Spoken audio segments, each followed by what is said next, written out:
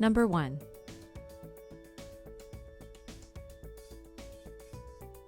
Who are you? And what do you do? My name is Cheryle Broszeit. This is my sign name, and I'm a photographer.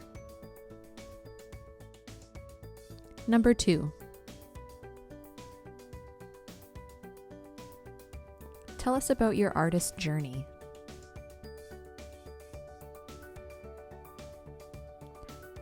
Why did you start this journey, and when did it begin?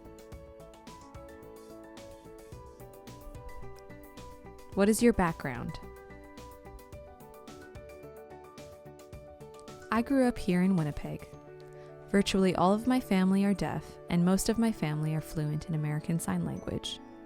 For my immediate family, both my parents are deaf, my siblings are non-deaf, but we all communicate fluently using American Sign Language. In my experience growing up, I have encountered countless barriers. Now, through my photography, I strive to share the deaf perspective through the lens of my camera, so that those in mainstream society can understand the deaf world that I belong to.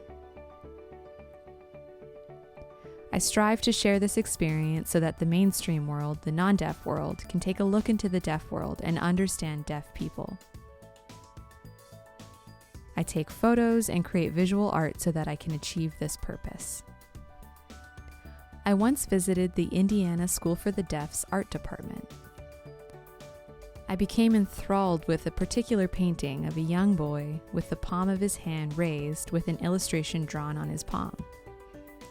This inspired me to create my own photo series in which I feature various art and illustrations centered around the hand, expressing art through the hands.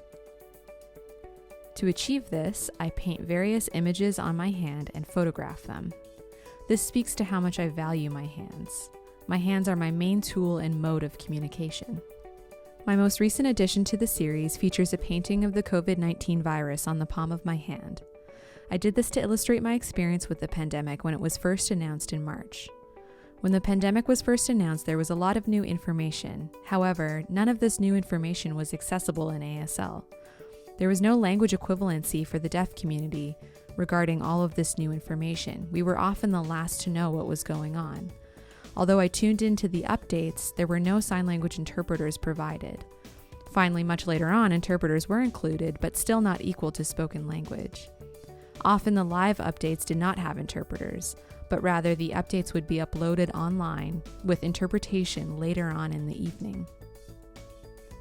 This meant that I wasn't able to access crucial information until later on rather than when it was announced. I really felt that sign language was not valued equally to spoken language, which is what I wanted to express through my photography.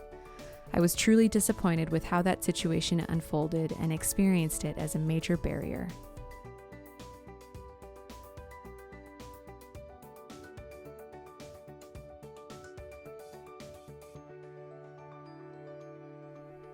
Number 3.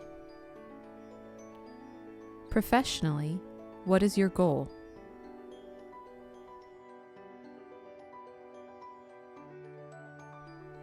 My goals include continuing my photography, specifically highlighting deaf culture and our language, ASL. I intend to continue in this pursuit. I also want to begin selling prints of my work.